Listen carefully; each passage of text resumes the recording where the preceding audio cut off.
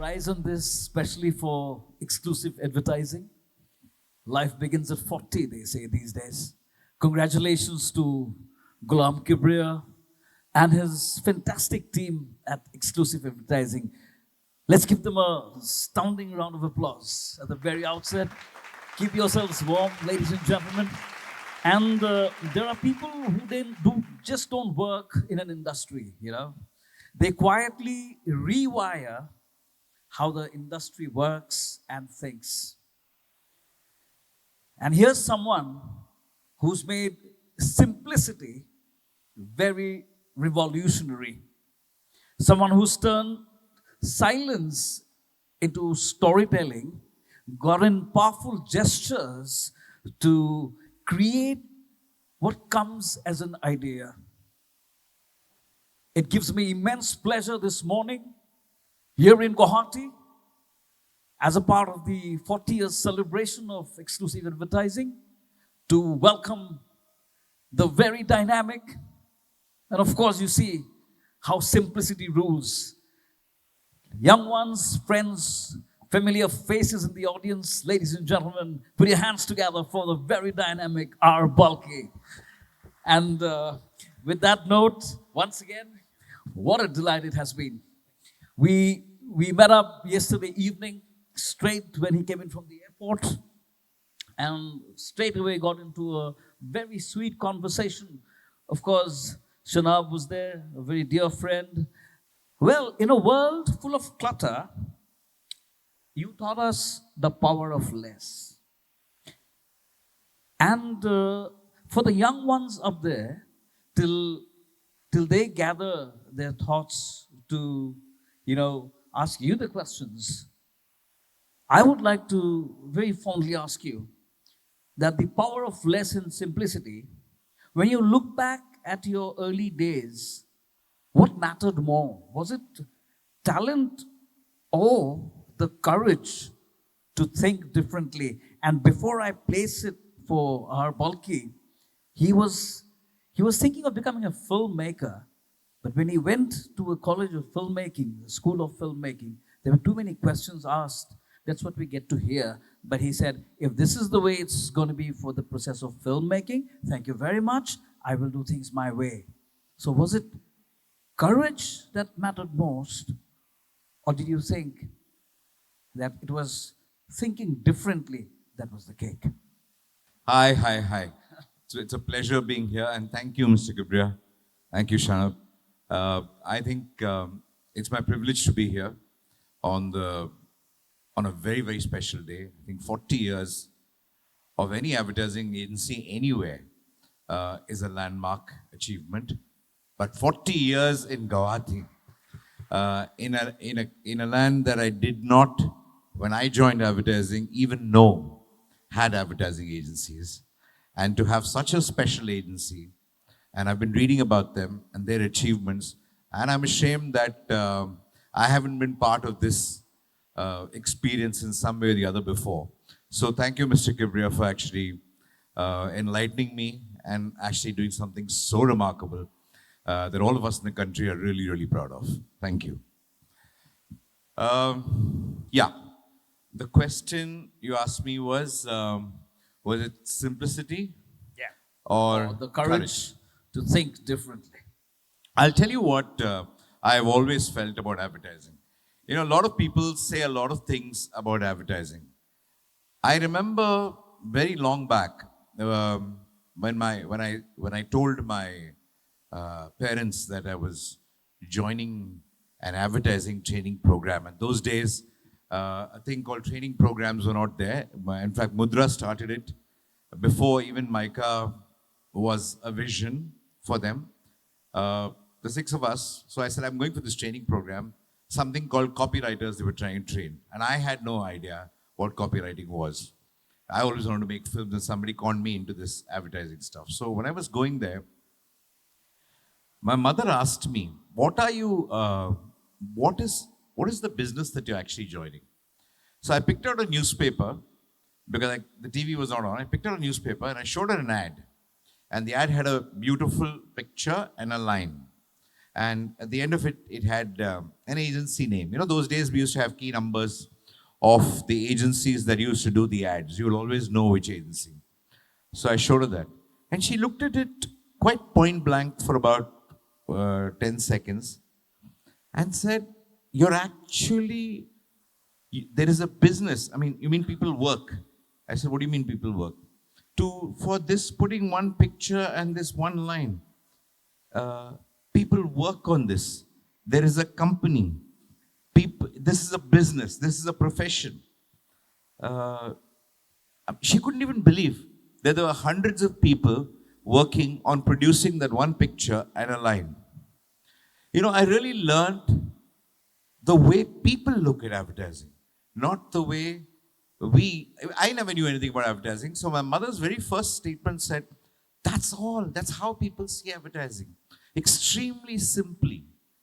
Our job is to digest all the confusion of the business, of the market, of the client, and everything else, and give it to the person who's watching it as simply as is possible. As if it didn't require anything, as if there was no professional behind it. I think hiding your work, hiding your hard work is the secret of advertising. Very true. You shouldn't even know that somebody has worked on it. And you were known for your simple yet very powerful ideas. Of course, we will come back to your add on idea. But how do you identify a great idea from just a good idea? How would you take that up?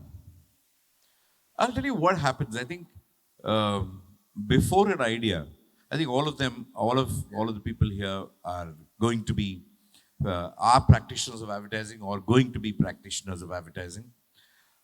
For me, the biggest thing of before an idea is what's the problem. I mean, everything needs a problem. Right. See, unlike most other art forms, this is a commercial art form. So there's a purpose to this art. And the purpose is not about changing mankind or alleviating poverty or, improving or climate control or whatever it is. It's about selling, it's about making sure people are interested in a certain product or a certain experience or a certain place. Now, I think first thing you have to identify what is the problem. Why are people not interested? What is it that you have that people are not seeing? Or what is it people don't know? First, you have to understand the problem. Then, of course, sometimes if you're really creating a cure for cancer, you don't need to think. You just have to say it very clearly. Here, I have found a cure for cancer. 100% cure for cancer. If you do have it, you just have to state it. And I don't think you need an idea for it. That is the idea for this. But most things are not cure for cancers. Most things are either a building, a toothpaste, an app, or anything. It's one of many. Most things are one of many. Most things are not so exclusive. Unless they're the first. Like Swiggy or Zomato. Zomato came in first, for example. It didn't need much advertising. People just used Zomato because they could order things home. You don't need advertising. People are so happy. But the second person who came in needed advertising to kind of say, I'm better. I'm more interesting than Zomato. You need that. So I think the first thing that you have to understand is what's the problem and what are the possible solutions. Sometimes what happens is when you have very solutions that don't interest you, it might be a very good solution. It may be the correct solution. But the solution may not be interesting you. So therefore, it's just an idea. It's a good idea. It's not a great idea. But suppose you find a solution that is kind of, that's not been thought of before. Or to the best of your knowledge, a person hasn't heard before. Now, that's the beginning of a great idea. So that's something different. A great idea is something that solves a problem in a way that hasn't been solved before, at least to the best of your knowledge at the point of time. I hope you connected with that.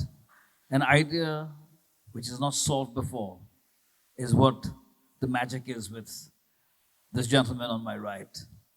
And that needs a lot of thinking. I also think, advertising people must have an ego. Yeah. You must have a very healthy ego. And I've always said this to people.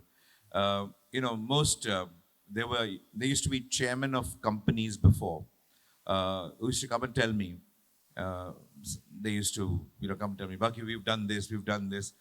Because of our ads, this product has grown 25%. Or this person has kind of had a fantastic, his public issues kind of oversubscribed, or whatever. And I used to just look at them blankly and I said, what did you for it? What did you do for it? No, it's because of our advertising. I said, I'm a normal person. I'm looking at your ad. I'm looking at their success. And I'm sure that's very disproportionate. I don't think this ad could have created this kind of success.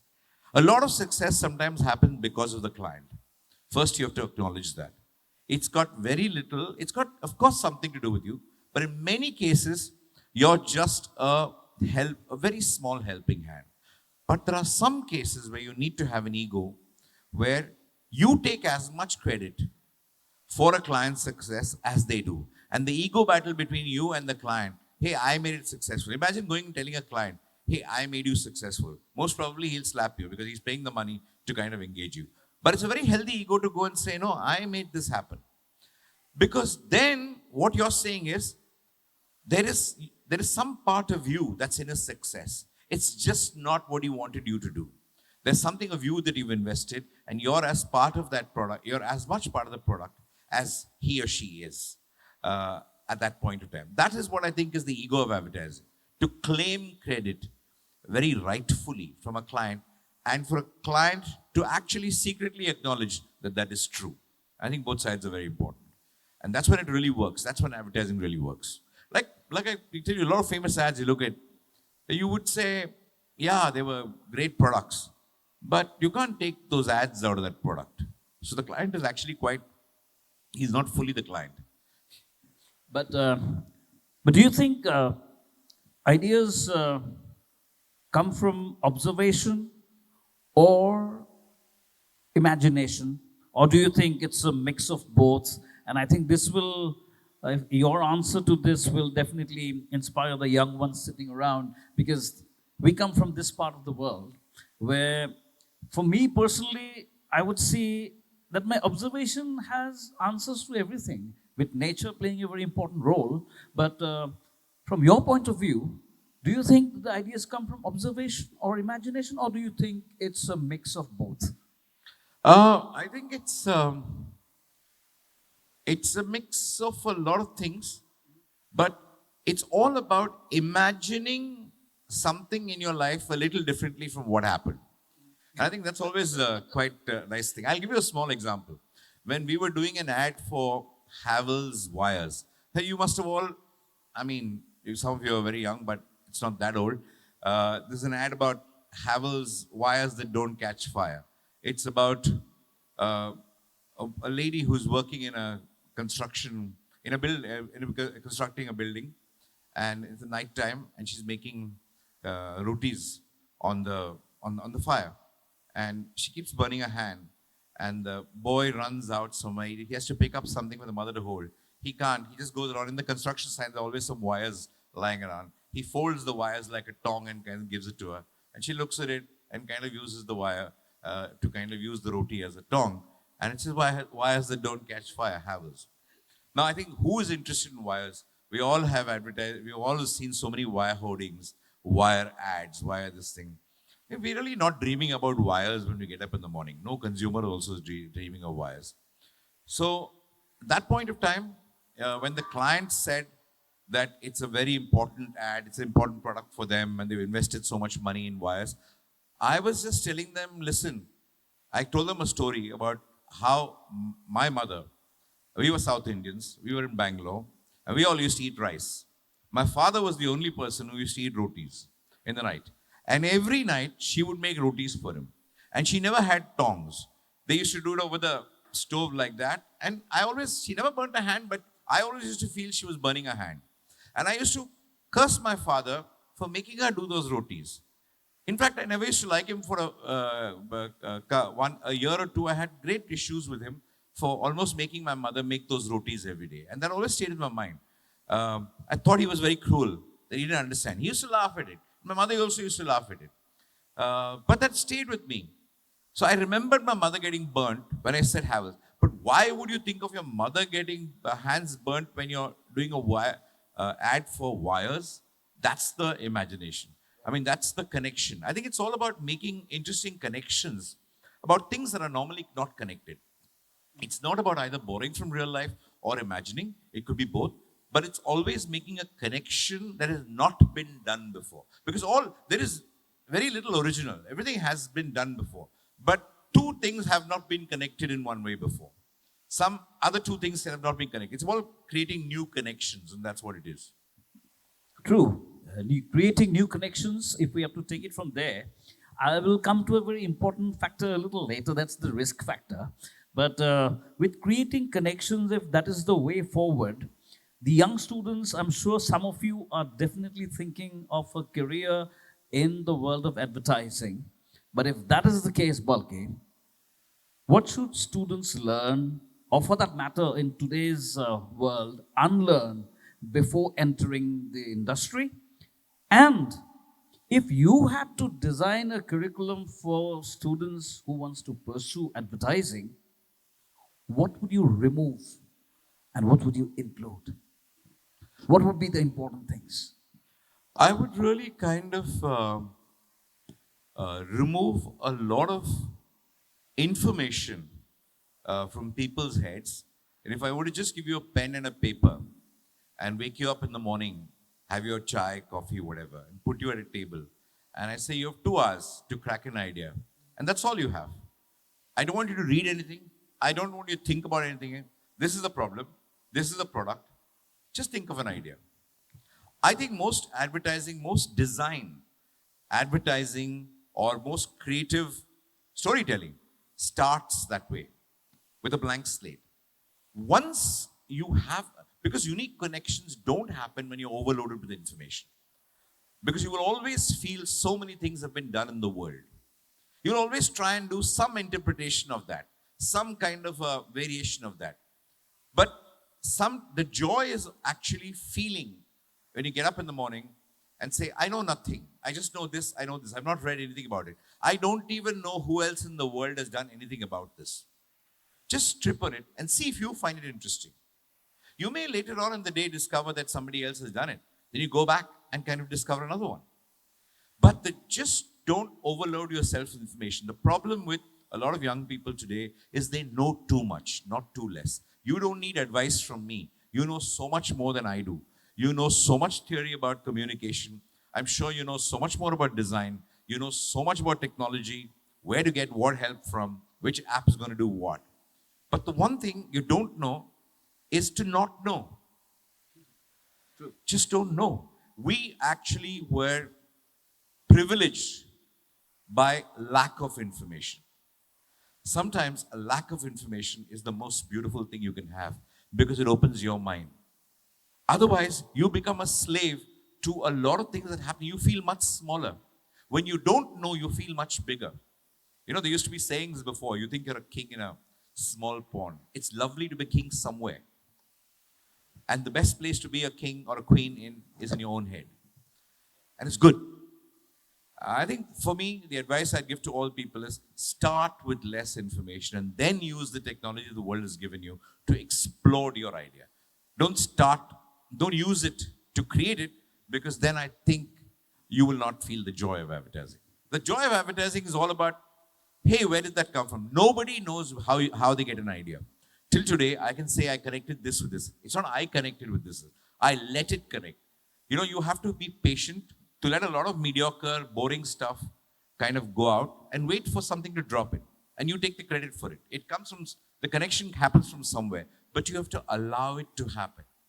Yeah. I think a lot of young people today don't allow things to happen to them. They want things. They're rushing towards things. Advertising and most creative, great work across the globe, across mankind, has been done when you just allow it to drop into you. Give it time. It'll come to you. Don't rush towards it. Absolutely. I would absolutely agree to what you just said, that let things come. Feel the power of simplicity, nature around. So connecting the dots is one takeaway. The lack of information definitely is, because there's too much of clutter of information. And then with what knowledge gives, I think that should be another point for the young ones. And another thing that really, puts a lot of thought into my mind regarding the concept of failure in our country. So I would like to ask you that here we consider failure to be something very negative. But I have seen elsewhere that it's actually failure that is the connector, like the old age-old adage that says failure is the pillar of success. But in the advertising world, how should young creatives deal with failure and rejection? If you could if you could throw some light towards this angle, and then give it a positive drive. If you agree with me, that is, it'll be helpful. Yeah, Your take. I think failure is a difficult thing. Whatever people say, failure teaches you. Failure, yes, of course it teaches you. Of course it makes you harder. Of course it makes you stronger. But it's a tough thing to handle, because all of us are human beings. We like to be praised and not criticized. Nobody likes to be criticized. I mean, you can learn from the criticism. It's a hard learning. But I always tell people, don't romanticize failure. Experience it for what it is. You're living in a society that doesn't take failure too kindly, but live with it. Don't curse society. That's what the society is. You've done it also before to a lot of people who failed. So therefore, it's going to come. But don't stop doing. The only thing is, don't let it affect what you're doing right now. Otherwise, you'll surely fail. Because sometimes thinking of failure is the surest way to kind of fail. Just do it. Because if you come into a profession like advertising or any creative profession, you are coming because you're a risk taker. You are already taking the risk of living with failure. Otherwise, you'll work in a very, very safe job where you won't have success or failure, where you have a straight kind of a job where you'll be paid every month and you'll go home. You're already you can't come into a profession, like you can't be a firefighter and be all the time afraid of dying. You are a firefighter. So death is on the cards at any point in time. The same thing with advertising. Criticism for an idea or a good idea or a bad idea is waiting to happen. It's all about when. But don't think about it. You've already chosen the profession. Pay for it when it comes. There is a cycle. You'll have to suffer and you'll have to get over it. But you will get over it. But it's painful. Don't think it's going to be painless because you've chosen the profession. So I think all of you are now connecting. Are you okay, young ones? I could see a lot of pen to paper connect, but I hope, are you liking the session so far? Are you getting inspired? I can't hear you. Oh, so you all awake, you are inspired, great going. And on that note, they say that ideas belong to attentive minds. And I could see that all of you are very attentive this morning. And but in today's, I'm coming back to Balki, in today's digital first world with the toys taking over, and that is the power of your, confidence, that toy in the pocket. That's what I see in a lot of young souls. Is storytelling getting stronger or is it getting weaker? I think storytelling has to get stronger if you want people to pay attention to you. Unfortunately, it's getting weaker from the people who are supposed to be experts at storytelling. That is basically us communicators, because we somehow feel there are too many stories being told and nobody has the time for stories. No, trust me, people have a lot of time for stories. People spend 8 hours, 9 hours watching stories. So this whole myth of people have very little attention span is rubbish. When they find something interesting, people stop and they kind of watch. And I think sometimes you forget as students who are living in possibly one of the most culturally most exotic places in the country and in the world. You forget that you're trying to tell yourselves that, hey, the world out there in India is so big, the advertising markets are Bombay, Delhi and everything else. We are a northeastern market. It's pretty small. And that's what I love, Mr. Kibriya, because I really feel that this is the opportunity for places like this to make a huge impact in the country, because the country has actually seen a lot of things. It's become very repetitive, it's become very cliched. You have something new to tell the country. You have a culture, you have stories, you have food, you have fashion, you have emotions, you have a lifestyle that you can actually export from this land. Many, many lands that have done that have become today mainstream. And this is a land waiting to be explored and enjoyed. You know, consumers are waiting to enjoy the world. It's all about how interestingly you tell your story. It's all about how do you kind of communicate to people who don't know you, rather than living with the fact that, hey, nobody knows us. People are dying to know new things, and you are the newest thing for communication. And it's a fantastic time to kind of have advertising. I sometimes feel the future of advertising is in markets like this. Thank you so much for that great thought. And for all of you sitting there in this room today, I think these are the golden words that came out of Balki, that we have to project ourselves well. We are unique. That is the catchline. We're definitely very unique from what we see around us. And I think the country is waiting. That's what your take is. So we 100%. should, yeah, sorry. No, absolutely, because I don't know so many stories. Yeah. I mean, Shana has just been telling me stories from yesterday about this land, about this thing. I'm just so fascinated. 90% of this, we keep worrying about how the country doesn't know our stories. It's the biggest opportunity. Thank God there are stories that they don't know. It's time to tell them. And here's time for Ghulam Kibri and his team to even work harder to take it to the different level. And you guys, as designers, as young people, don't look at what's happening on social media. Don't look at what's happening out there. That has already been done. Just give them something new. This is the time for your storytelling, not the same old cliched storytelling. It's a fabulous time for you all. Build on what he just said. I had a question for him, that what is one daily habit that students should adopt to become better storytellers? Is don't keep always, like he just said, don't keep looking at what's already being done. Try to put in things that have not been touched. And what better way is your surroundings? And thank you very much for that input to these young minds.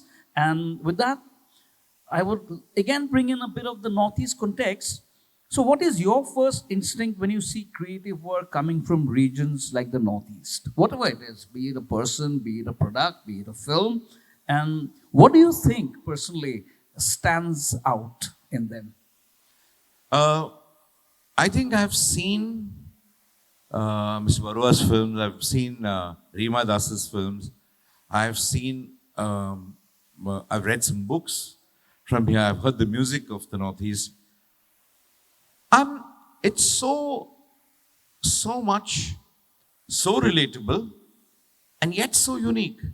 If you see Reema Das's film, whether you see Village Rockstars, whether you see the second film of hers or the third film of hers, what is it, Bulbul? What is the third film of hers, which I saw recently? It's about her and her brother who've done this film together. It's a fantastic film. The emotions are very relatable, but it's so distinct in terms of the way they handle each other, in terms of their misunderstanding, in terms of their doubts, in terms of this thing. We can, sometimes theories and social media and lessons of advertising will put it all in a box and say, this is all about this emotion. It's never about that. You cannot put an emotion under a heading. The emotion is in its nuances. I will react to the same thing differently as a Tamilian, as a Rajasthani, as a Bihari, as an Assamese, as a thing. Same thing, almost same emotion. The expression will be very, very different. Our richness is in the difference of the expression, not the emotion. The emotion is the same. We always get away with saying, hey, India is one country. We all emote the same. We all kind of more or less have the same kind of relationship. I feel it's time to kind of rejoice at our differences. It's actually time to rejoice at kind of communicating our differences and making actually it's gold.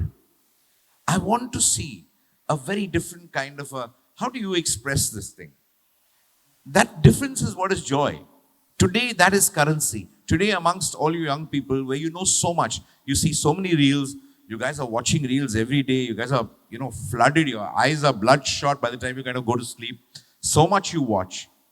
But what can you add to it? Just switch off all that stuff.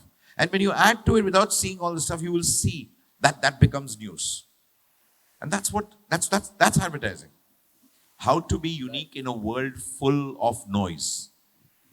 So you must write that in gold, and and bring in your uniqueness to this world, and that could be creativity, right? That could be that creative juice and the power, isn't it? I feel you have opportunities. For example, like I was saying yesterday, in terms of creating your own brands, we always look at, looking at brands from across the country. But imagine if you were to make one particular, let's say 3-4 people out here, and this has happened to you in music. You have fantastic music groups that are a rage across the country. There are in so much demand. People want those kind of people to come and play, or they're very sought after. Their shows get sold out. A lot of things happen here. But I'm saying, for example, it could be a cuisine, it could be a restaurant, it could be something else, it could be a small little thing that has not been exported to the world. You can actually start thinking of so many little things that are like almost inventions for the rest of the world. People are waiting to discover. Like when Bombay, I was just telling somebody, I think they opened a Manipuri restaurant, I feel. They opened this restaurant about a year and a half back.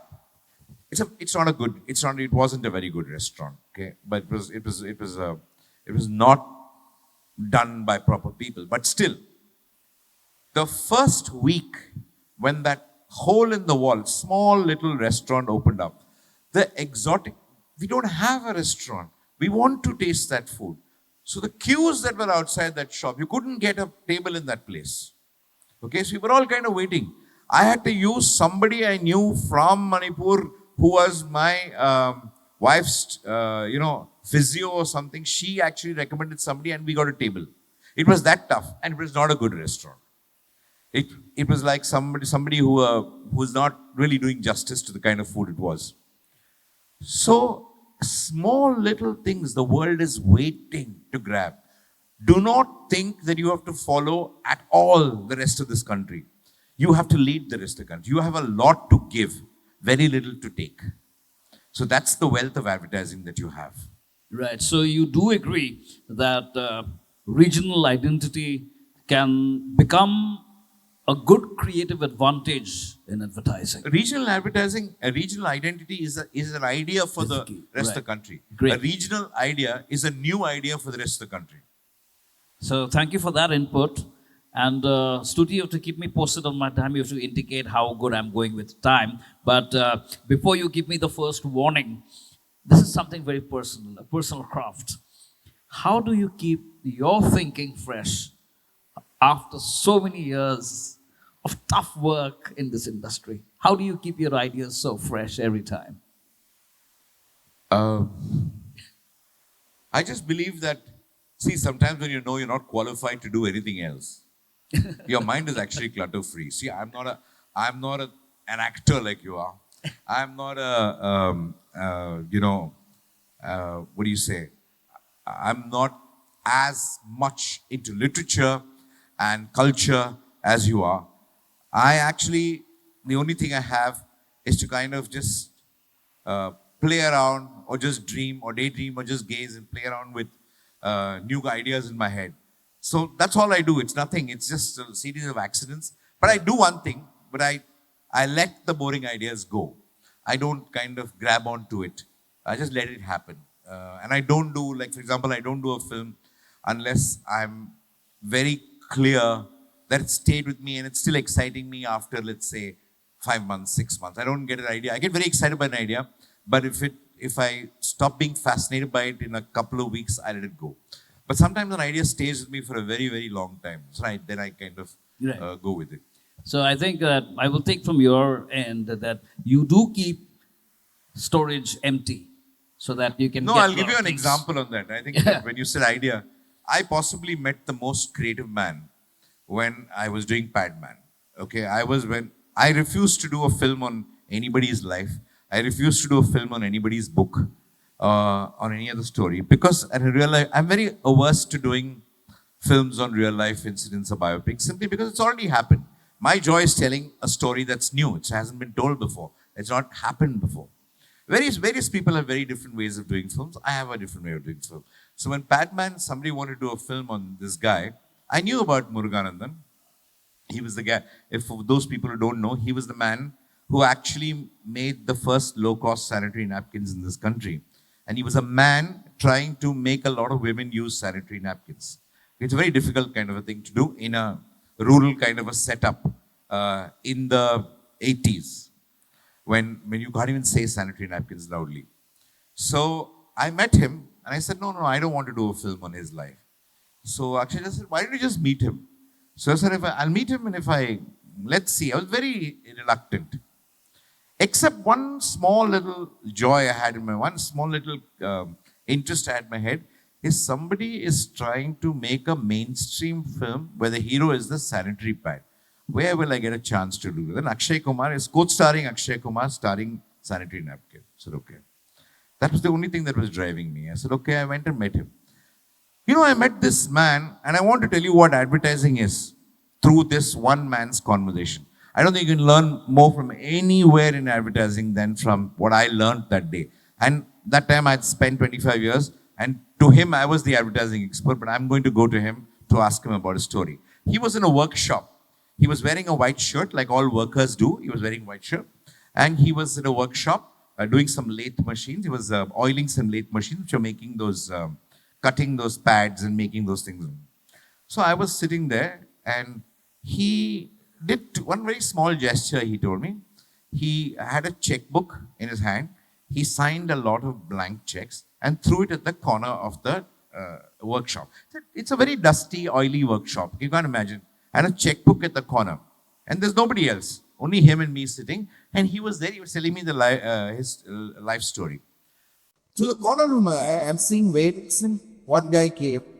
He wrote something on checkbook, tore a check leaf, and went out.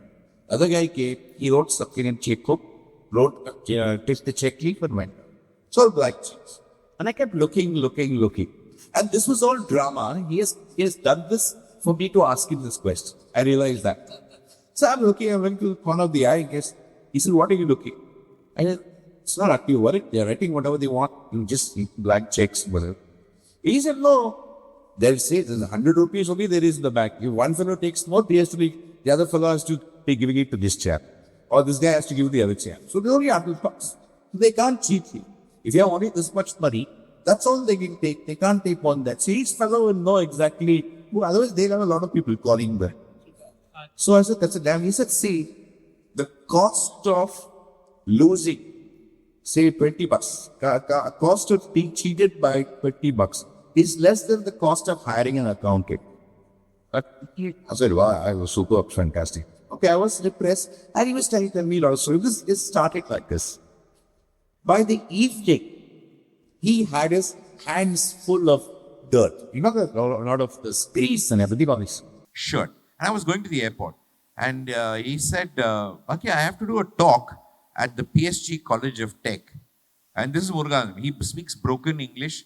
He speaks, I have to do talk. You drop me there. I said, I drop. Come. On the way to airport. Sir, I said, one sec. You don't want to go home, change your shirt and everything and come? He looked at me in surprise. He says, why? I said, sir, look at your shirt and what this thing. It was really dirty, you know. And he said, see, Balki, I want to go like this only. Because if I go in a nice clean shirt, how will they know that I am really working? Okay. They'll think I'm sitting in AC and kind of, making all these talks for nothing. What is the point in working hard if the hard work doesn't show? For him, hard work show my clothes are dirty. I have worked hard. Don't say I worked hard. Just I come in dirty clothes, then people will know I've been working. I don't have to say I work hard. I thought this man is a fantastic specimen. And then, of course, you know how this man actually tested a sanitary napkin on himself. He got cow's blood, he had a pump, he put the pump, he kind of rode a cycle, he attached the blood, he did all this stuff. This man did all these things. Those are all the things in the film. Of course, you know that. But I was so fascinated by his small things. And the most important thing he told me at the end of it, he says, Balki, you're from advertising. Yes. You do ads for Stay Free and Carefree. So yeah, before we used to do Johnson & Johnson ads, Stay Free. I said, I've not done any ads, sir, but I know because we handle Johnson & Johnson. Why are women just jumping over white fences and dancing after wearing Stay Free? I said, why? He said, very foolish companies, so much money they are earning. During periods, what is the job of sanitary napkin? It's going to protect you. It's going to keep you uninfected. It's going to save you from infection. It cannot make you pain-free and jump. Pain will still be there. Why are they showing people jumping? Where did the pain go in that thing? So why are they so scared to say it is like Dettol, where for a wound, sanitary napkins is to protect you from anything else. Why are companies so hesitant to tell people that it's a protection? It's not a cure. It can't cure you from anything in the world. You have to experience the pain. So I just looked at him and said, this is the man who's uneducated. He's saying, why are people jumping over fences in sanitary napkins? Whereas companies are writing lots of presentations, many intelligent MBAs from all across the world are figuring out the emancipation of women and how sanitary napkins can liberate women. Whereas this man sitting in one village is actually saying pain will still be there. It's a fantastic thing. It's so simple. Sometimes advertising is basic common sense with a new way of expressing that common sense. Right.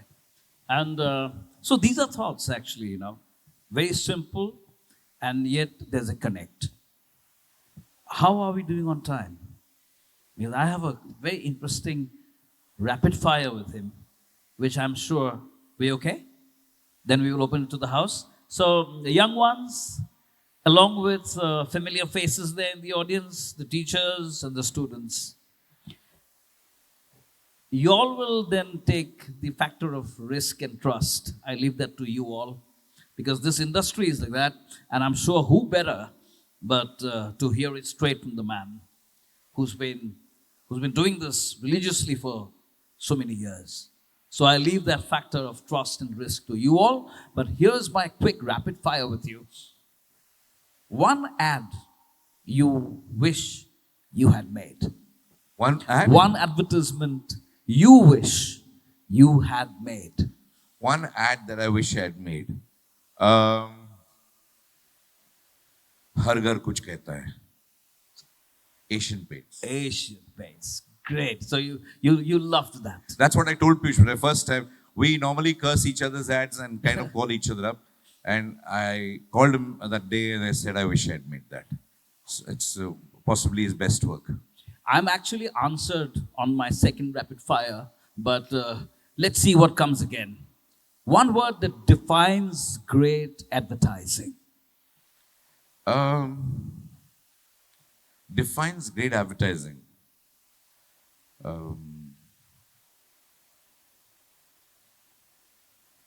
One word that defines great advertising is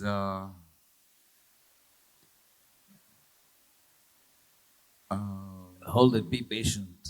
Because I have 3 already from him. Let's see what comes out. I don't know whether it's one word, but I would just say it as 3 words. I want to see that again. I want to see that again. Yeah, that is brilliant. I think that's brilliantly said, because when we were young and much younger than now, I still remember few ads. I'm not very sure if this generation of students sitting here will remember some kind of ads there. I still love that, the chocolate, utterly, butterly delicious is the Amul part, but that girl dairy milk ad running into the field for that, with that chocolate before going away, of course, and a few others. We didn't even touch on Huri Baba, but I'll make you see those ads now. The Huri Baba has a different story. you can fire the bump. And my next one is print or digital? I mean, it's a no-brainer. It has to be digital because that is your medium of today. So there's no question of it. We can be nostalgic about print, Yeah. but I think it is going to be it is the digital world. But do you think there's a premium with the print? It's a. Will there be a premium to get something on print going forward? I'm not sure there's going to be a right. premium getting something on print.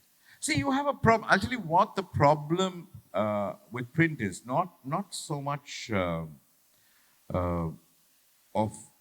yeah, it's a better thing to hold, better thing to read, better thing to kind of do that. But it's just a little too late in the sense that I don't want to read something that I've already read Right.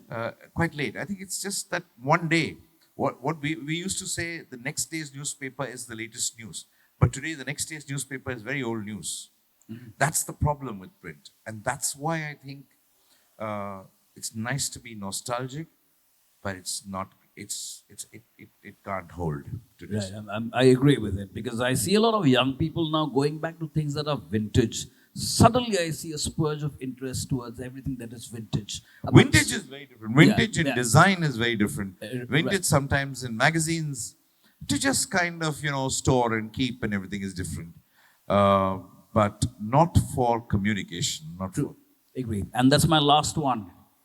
Logic or instinct? Logic or? Instinct. Instinct. Instinct. Always instinct. Always instinct.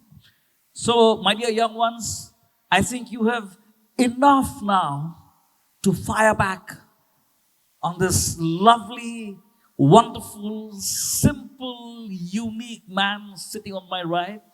Thanks again to Exclusive Advertising and the man behind the industry here, Ghulam Kibriya, for making this possible for us here in Guwahati. And it was indeed heartening to have this conversation with you. And I shall have all these thoughts very fresh in my mind for years to go in. And let's hear them again. Let's put it that way for you. And dear students, we now open the house. And it'll be nice, I think, if we can both step down and be around with them. If you agree, that is. But let's wait for a few questions that will come up. Are there microphones running in the house? Or, yeah? Great. So, let me actually, early mornings, I have this habit of taking a class standing still. But once again, from the core of my heart, thank you very much for your time, for your energy. Let's make some noise. Yes, let's make him feel happy. Because he's simultaneously working on 2 films and he's taken time out to be a part of our happiness here in Guwahati. And now, young ones, young creative ones, let's put it that way, it's all yours. But I said, don't let him go away without figuring out what is it that involves in the advertising world the factor of trust and the big factor of risk to you all. Don't take too much of time because he has other engagements. He'll only come back later. So, take it away.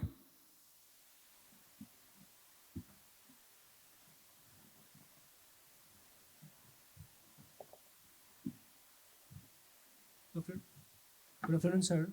Yeah. My name is Angat Kumar Sakia. Hello, sir. Hello, sir. It's pleasure meeting you. I really admire the way you tell your stories in the movies, which make it really different from others, like Pa, Samita, Padman, and others. But my question is that, what comes first, sir? How, sir? Do your ideas come from real-time observation or from imagination world first? Can I hold you for a quick minute? Can Yes, you, sir. whenever you ask a question, it will be nice also to put on record if you can give your name and the institute you're representing. Okay? Yes, that goes for everyone. Thank you very much. Sir, my question is, do your ideas come from real-time observation or from imagination first? Yeah, like I told you this while doing, it's a bit of both.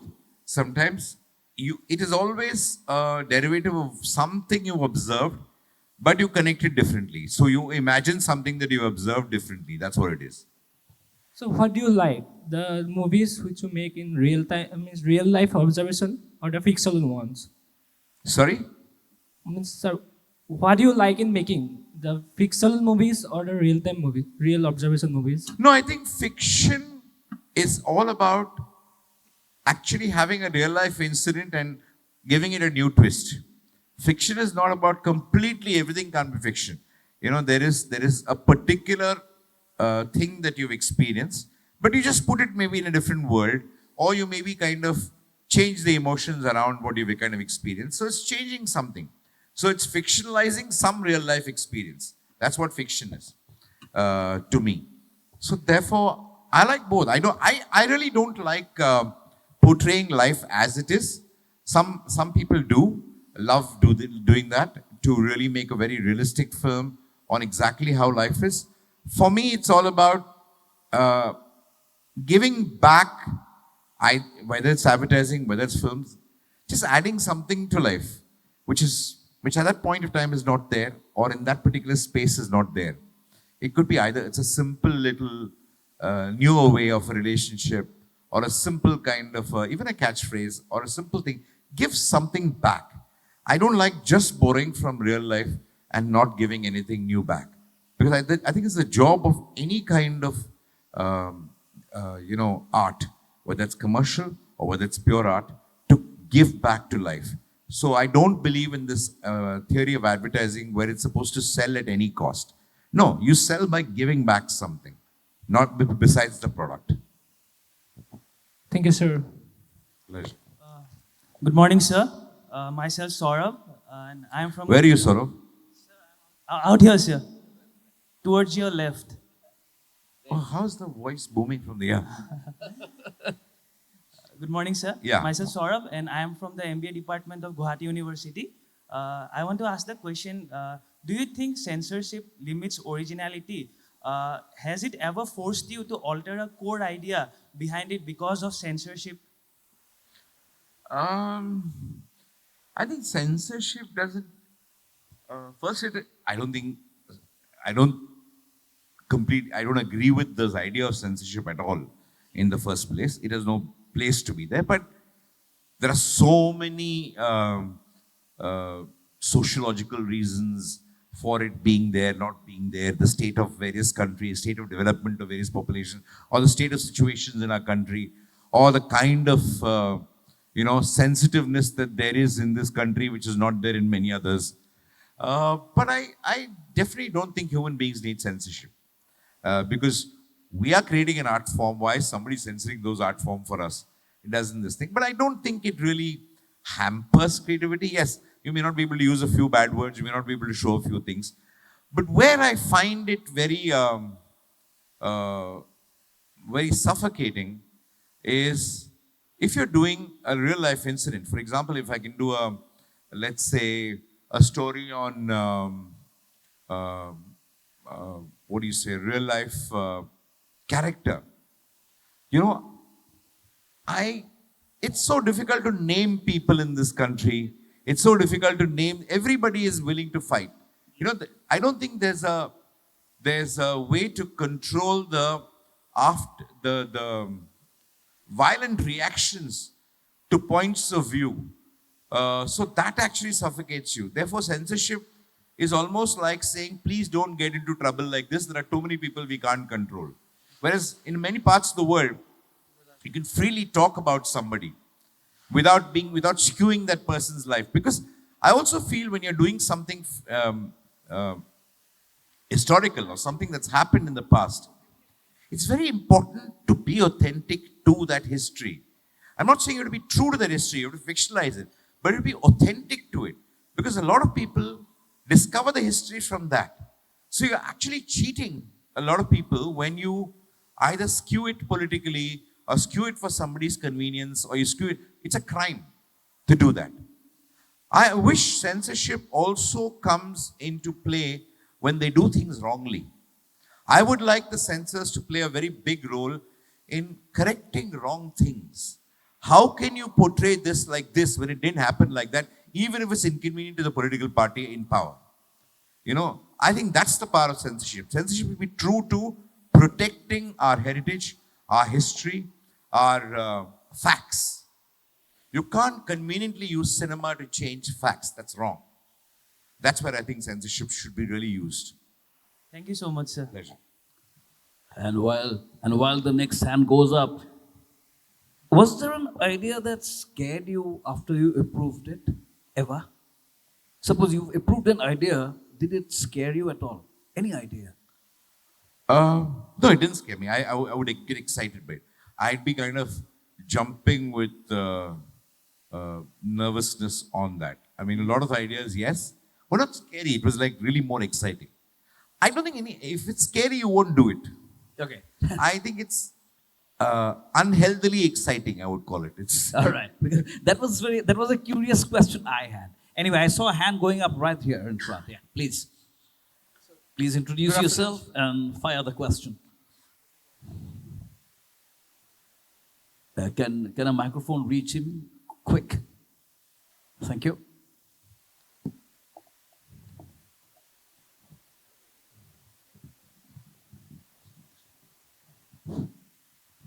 Hello, sir. My name is Rehan Hussain, and I'm currently pursuing MBA from Royal Global University.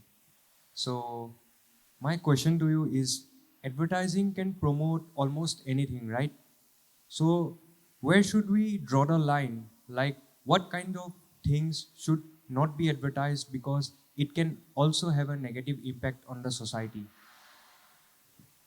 I don't think, first of all, we're really assuming that advertising can sell anything. Advertising can't sell most things. It's very difficult to sell anything to any person. People are not interested. People are watching a lot of other things besides your advertising. So if advertising manages to sell anything, please celebrate it. Second thing is that there is, because it takes a lot of skill to sell something. I have this funny philosophy. What you asked is, where should you draw the line? In terms of, see, I think again, being offensive or being convenient to a certain political way of thinking, which is convenient at that point of time, either to the client or the forces at play, is wrong. Don't be insensitive to people. That's most important. I actually think the other way, in terms of, first of all, if it can be sold, it should be allowed to be advertised. If you ban any advertising, then please ban the sale of it. Because if you can't say it's available in shop and I can't advertise, that to me is wrong. First of all, it's against the principles of democracy. I'm all for you banning unhealthy products, but don't do it. Yes, also advertising should not, again, at each point in life, we all learn new things. At a point in time, we all used to love chips. When Coca-Cola first came in, we all kind of loved Coke ads. The whole country pretended as if it was drinking water for the first time when Coke came. It was so kind of happy. But today, you have different ways of looking at the same products as junk food, as things that are bad for your health. There's too much of sugar, too much of things like that. So the values, learnings, knowledge, sensitivities keep changing with time.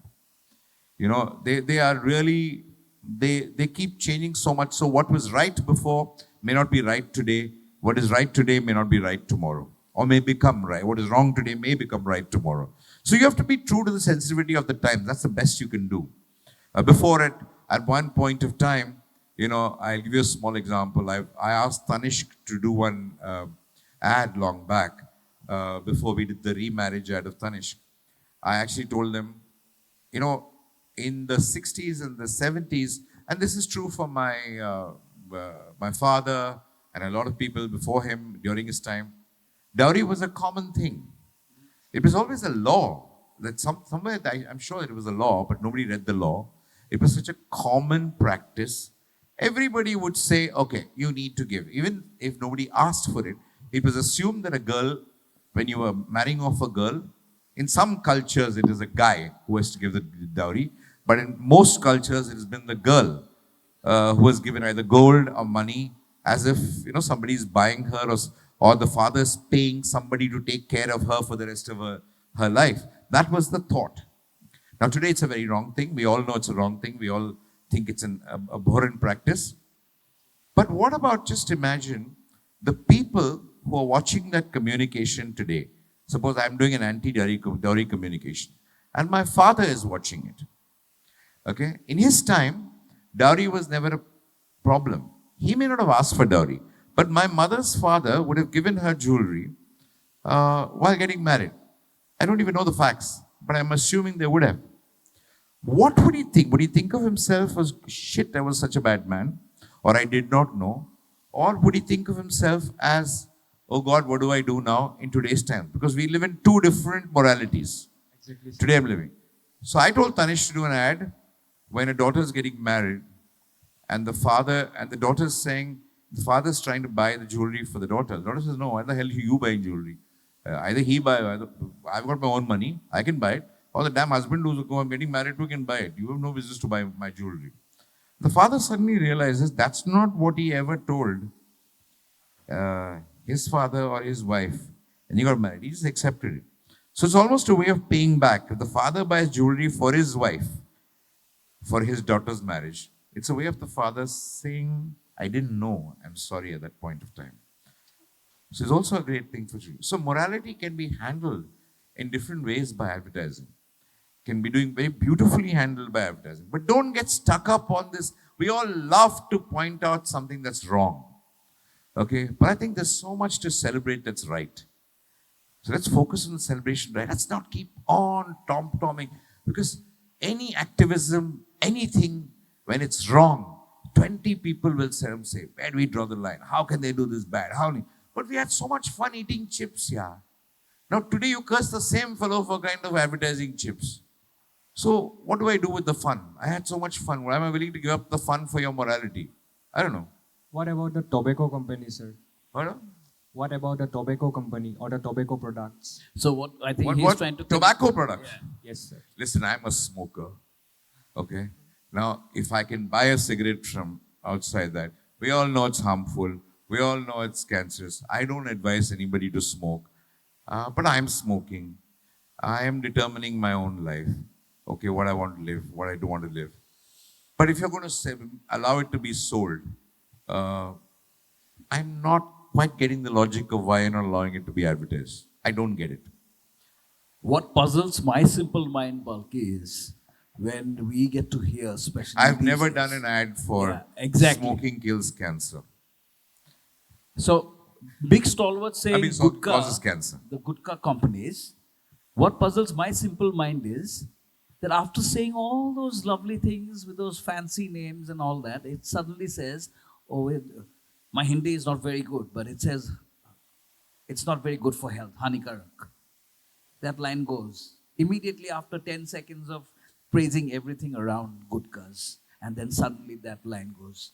I understand there were stalwarts advertising Marlboro cigarettes, which we don't get to see them again. Those Hollywood stars, big names, wearing their Stetsons.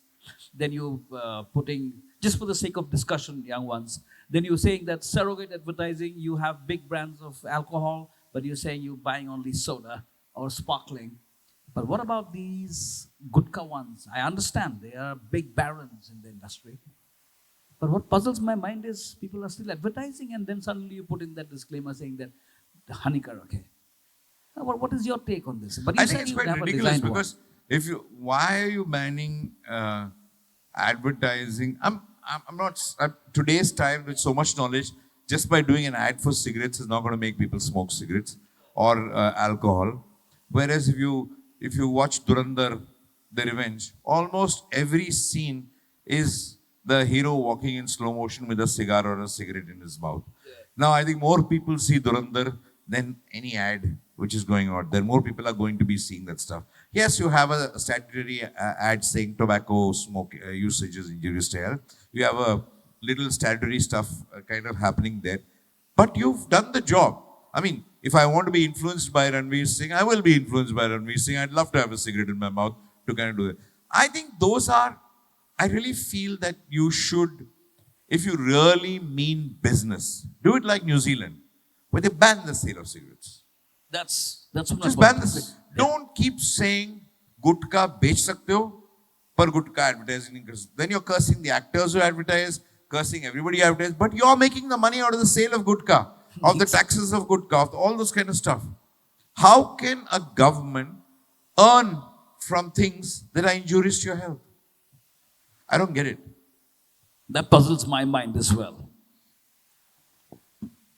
I mean, that it's kind of it's the dichotomy I don't get. So I've never resolved this in my head. How can you ban me while you earn from that? I don't get it. There must be some deep logic to it. I'm sure a lot of psychologists, a lot of people, and I've tried to argue with a lot of people to find an answer to this, but I don't get an answer. I said, I understand, ban it. I don't want to see it. No problem. You make me run to the next country for a smoke. No problem. I'll put up with it. But don't say, here is the cigarette, give me so much money, but don't advertise. I don't get the logic and I have not understood it. All right, sir. Thank you. Is it? So it is slowly getting interesting, I can see. However, they say that societies are shaped by media.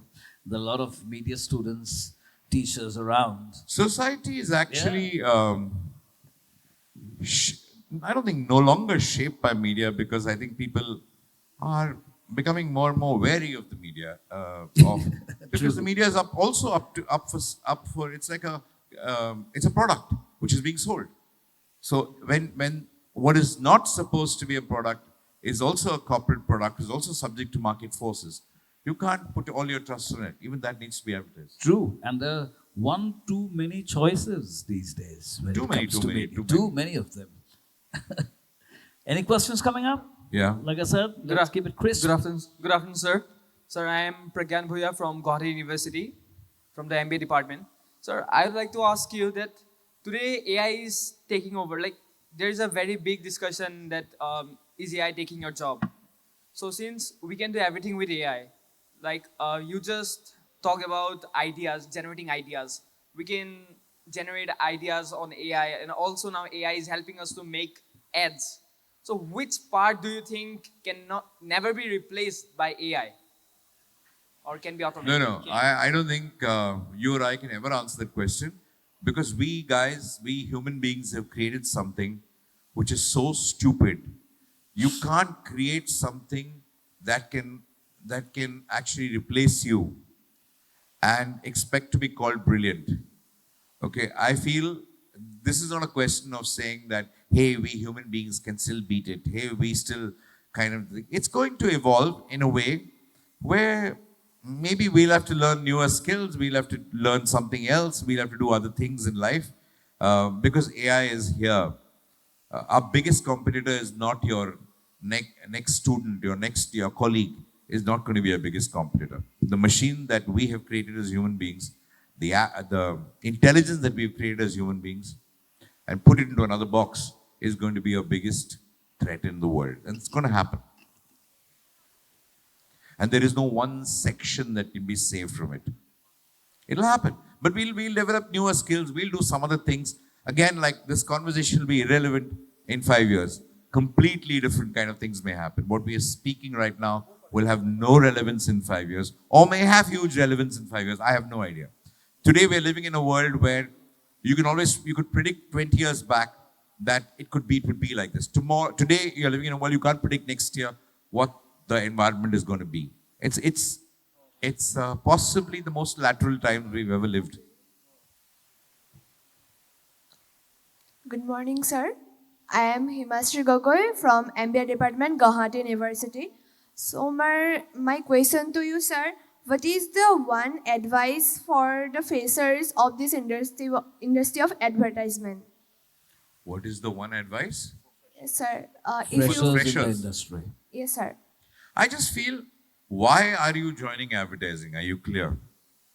Sir, I am like interested to make ads, and sir, I am actually influencer. I make videos in Instagram and YouTube.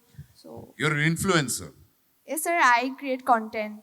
You create content. So basically, you want to be an influencer and you want to earn money by influencing. That's what it is. Yes, You sir. want. I I had a YouTube channel.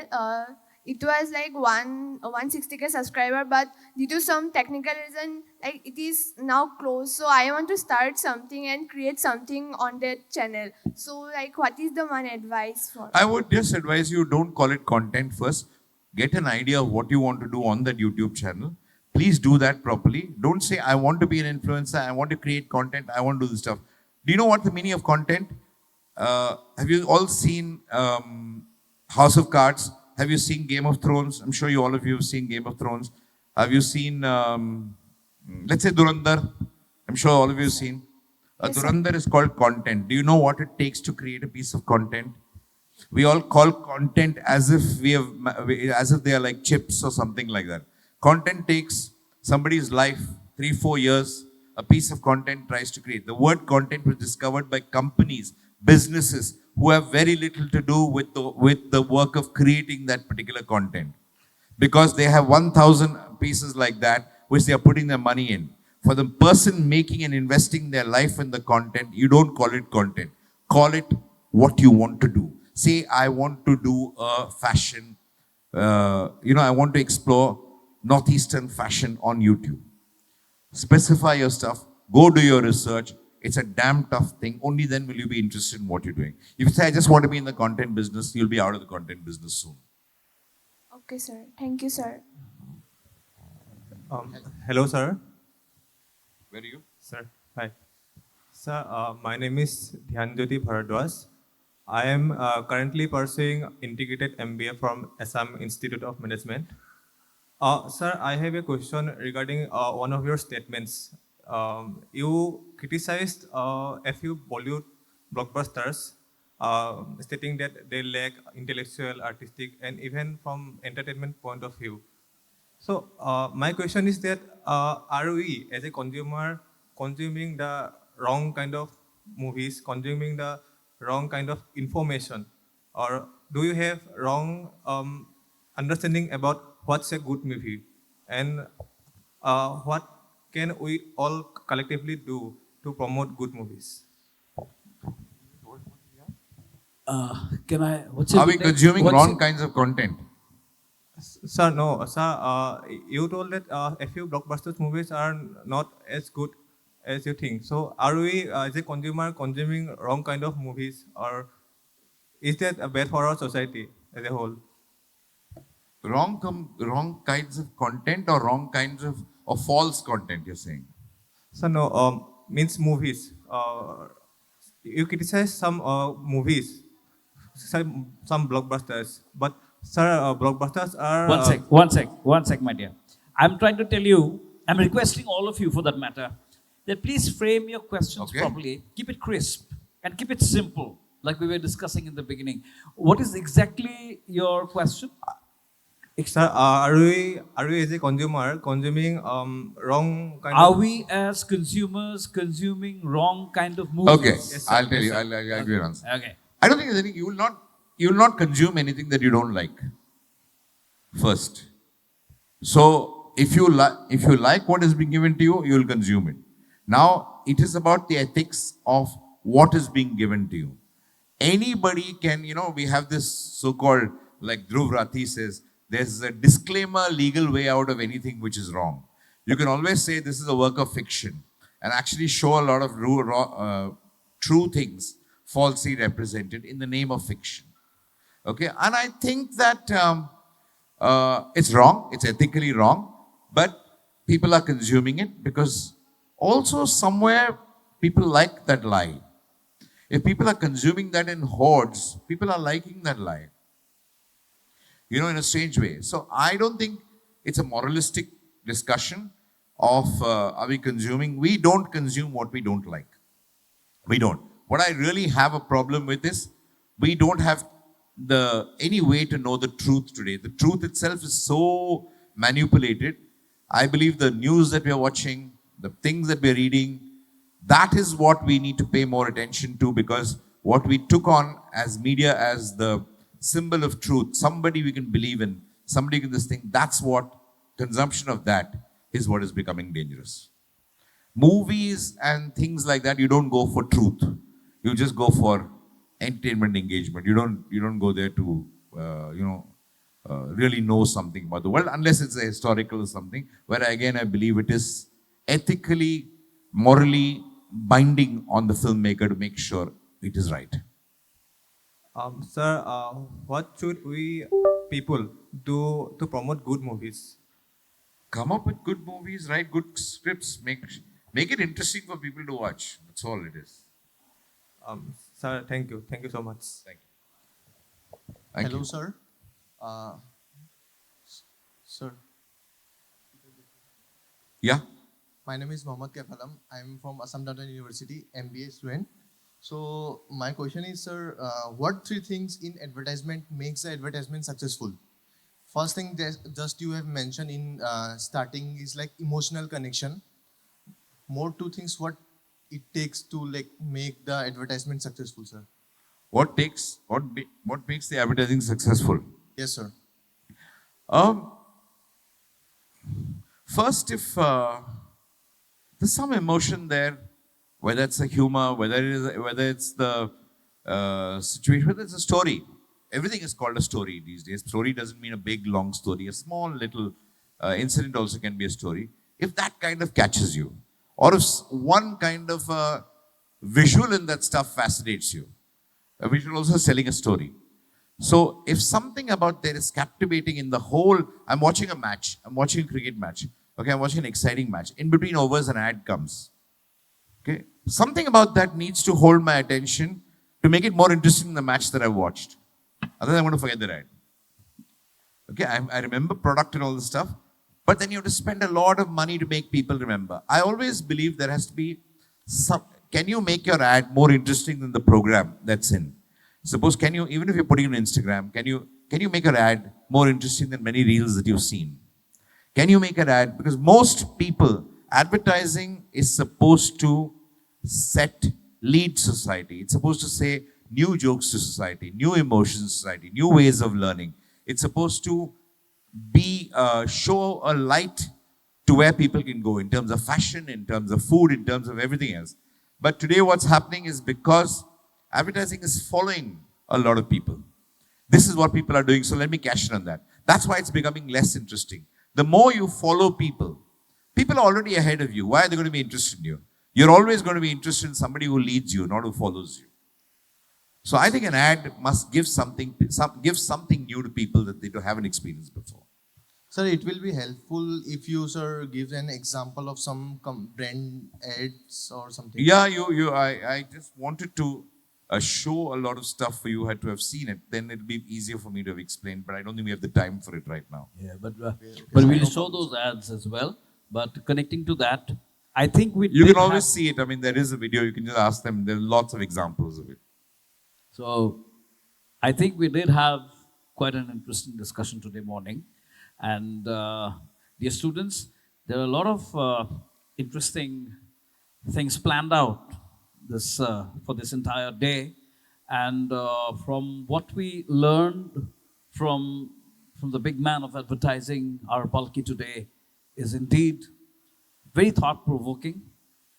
Let's go back home with those clear thoughts of keeping things simple, well, being attentive, keeping your senses of observation clear, and of course, trying to make that connect, trying to build in on connections and build on what he clearly says, that it has to have a connect. And I also take home one point very closely, that I want to see it again, or that I want to use it again. So that thing becomes very, very important. And on that good note, thank you very much, Balki. And let's give him a huge round of applause and make him happy. Thank you very much. And once again, congratulations, Exclusive Advertising, for your lovely 40 years on planet Earth. Thank you and good afternoon.